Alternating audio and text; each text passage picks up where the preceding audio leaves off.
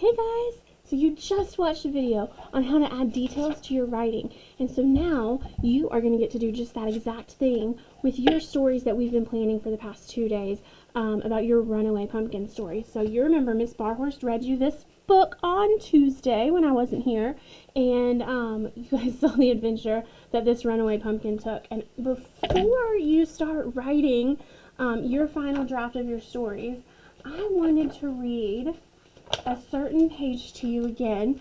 That was my favorite part of the whole story. It said, round and round across the ground, making a thumpin', bumpin' sound, came that thumpity, bumpity, thumpin', bumpin', round and rolly runaway pumpkin. And I love that part. Do you know why I love that part?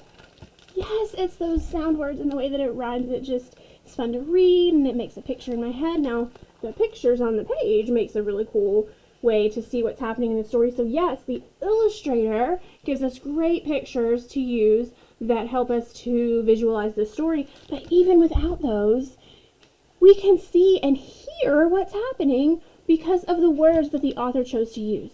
So my challenge to you today is to take your graphic organizer that looks just like this, and you drew pictures, little sketches, and then you wrote the basic events of what were going to happen. Well, your teacher gave you a book, and it says, My Runaway Pumpkin on the front, and it's got a big pumpkin. And then if you open it, it's got pages. And you're going to use those pages to stretch out your story that you wrote on this graphic organizer into a really detailed storybook full of sound words and descriptions and details. And guess what, friends? On each page in your book, there's a place for you to draw a picture. Words first, pictures last. Remember, level 4 pictures. And what is a level 4 picture? Well, that means that I have lots of colors, lots of details. I've outlined with my black or dark brown, whatever color makes more sense for your story. And my pictures have details. Look at that. Look at the details. We can see their faces. We can see how the characters feel. We can see the fear in her eyes. We can see the way the pumpkin is moving.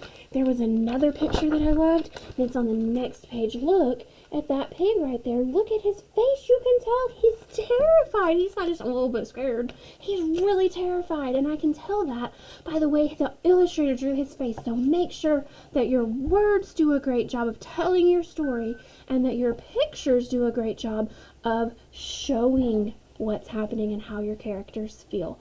Go do good work. If you don't finish today, that's okay. We'll work on it again tomorrow.